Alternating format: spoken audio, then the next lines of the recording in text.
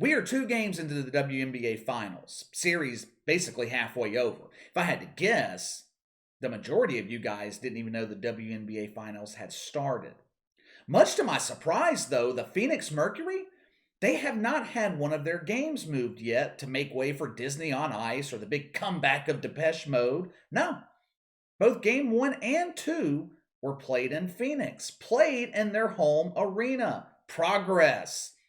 Unsurprisingly, neither game was sold out. Game 1, the Phoenix Footprint Center was at 50% capacity. Game 2, they drew over 13,000 fans. Still not a sellout, but an improvement of 3,000 over Game 1.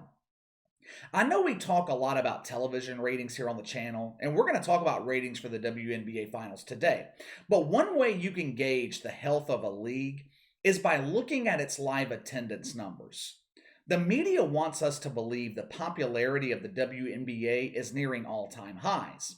People just can't get enough of WNBA basketball. Ratings are a good metric, but live attendance shows whether or not you have a committed fan base or how much of a committed fan base you have. People who are willing to spend their money deal with the hassle of going to a game live, paying for parking, dealing with the traffic, paying $10 for a beer. I'll pay $1,000 for Saints playoff tickets. If they're on the road, I'll fly to wherever they're playing. I'm a committed fan. Some of you might not be willing to do that. You don't give a shit about the Saints, but maybe you would do it for your favorite team. I have a friend who is a die-hard Alabama fan. He's flown across the country multiple times to watch them play in the national championship. He is a committed fan. That's what I'm talking about with live attendance. During the regular season, the average WNBA ticket sold for around $45. Average attendance across the league at each game, 2,636. I was shocked when I saw that number. We talked about the NWSL dying last week and earlier this week, and the average attendance at NWSL games was 5,000. The NWSL damn near doubles the attendance of the WNBA. That is mind-boggling when you think about it. The NWSL has no television deal. You're not going to find their games on ABC, ESPN. They receive very little media coverage on a national level. The WNBA has 384 games during the regular season. 100 of those are broadcast on national television, a third of their season. That is 100 times more games than the NWSL gets on national TV. Yet, the WNBA continues to struggle convincing fans to part with their money and attend games live. They don't even come close to selling out the WNBA Finals, the biggest games of their season. Why? How can the NWSL be more popular than the WNBA? Well, for one, women's soccer is more popular than women's basketball. But two, the WNBA just is not interesting. It's not interesting. The woke sports media, they don't even find it interesting. Now, you wouldn't believe that by the coverage they've given the WNBA this summer, but I'm about to tell you why I say the media is not all that interested in the WNBA. First, let's get to ratings for the WNBA Finals. Game 1 on Sunday was broadcast on ABC, network television. Anyone with a metal rod and some aluminum foil can pick up ABC on their TV. Game 1, WNBA Finals, 456,000 viewers. Brutal. That is brutal. That is an audience you'd expect to see on WeTV, Lifetime. That number is god-awful for network television. Now, I realize they were going up against the NFL. You are never going to beat football. Hell, the NBA can't come close to beating the NFL. And the ratings for Game 1 were a marked improvement for the WNBA. It was the most watched Game 1 in 4 years. Game 2. It was the second most watched sports broadcast on Wednesday night. The WNBA is booming. Slow down. Slow down. There was not shit on TV Wednesday night in terms of sports.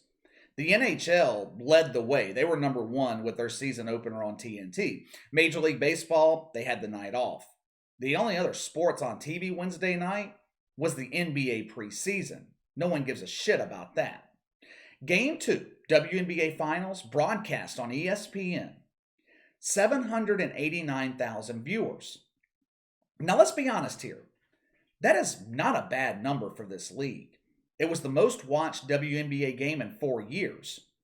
I was expecting plenty of media coverage. I mean, the media's covered the WNBA relentlessly all summer. During the NBA playoffs, there are reports on ratings every day. I don't expect that to be the case throughout the WNBA playoffs, but for the finals, I expected to see more media coverage, especially since they put up a decent number for Game 2. The WNBA, I'll give them credit, they were smart to schedule this game on Wednesday night with very little competition. With it being one of the most watched games in the WNBA in the last 15 years, I expected the media to be boasting about the success of the WNBA, yet there has barely been a mention about it. The only site I could find that actually reported on the WNBA's ratings was Sports Media Watch. But that's their job. That's what they do. Report on ratings in sports. If you Google ratings for the WNBA playoffs or the WNBA finals, all of the articles you'll find are from weeks ago. And most of them are talking about the surging ratings for the WNBA regular season. What happened to the media interest in the WNBA? I don't think they were ever interested in the WNBA, at least the game on the court. If the media really loved the WNBA like they wanted you to believe they do, they would have covered the league more extensively in the past. It's not like the WNBA's new. They've been playing for over 25 years. Media interest spiked over the summer. Why? Because they were never interested in the game itself. The media was interested in the WNBA because the players were actively promoting social justice, equality, and racism, equal pay for women, inclusion, diversity. All of the trigger words that give social justice warriors everywhere a huge chub. Players were demonstrating during the national anthem. Sue Bird joined her boo, Megan Rapinoe, in the fight to get women equal salaries to NBA players. Nike called the women's Olympic team in basketball the greatest dynasty of all time.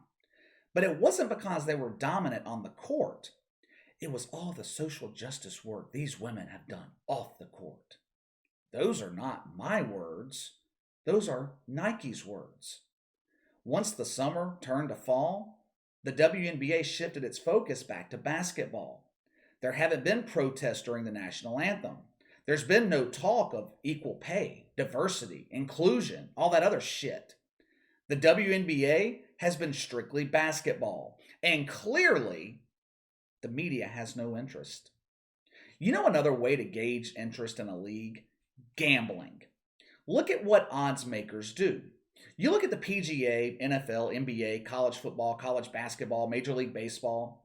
There are hundreds of different ways to bet every game. Hundreds of bets for one game.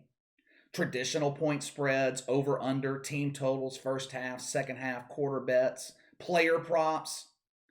You know what odds makers offer in the WNBA? Traditional lines only. Vegas hardly pays any attention to setting odds for the WNBA, and they have a team in their city. The WNBA All-Star Game, for example, odds makers were off on the over-under on that game by 74 points. The opening line was dropping 10 points an hour. You would never see that drastic of a deviation in other sports. The reason odds makers limit their offerings in the WNBA and pay little attention to setting tight lines is because no money is bet on the league. Anyway, you guys let me know what you think of the ratings for the WNBA Finals so far.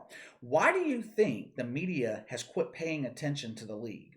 Sound off in the comments below. Make sure to like and subscribe. Click the notification bell to receive all notifications from the channel. Best way to contact me is by email at btlkc84@gmail.com, KC_BTL84 on Twitter. I'll see you guys later.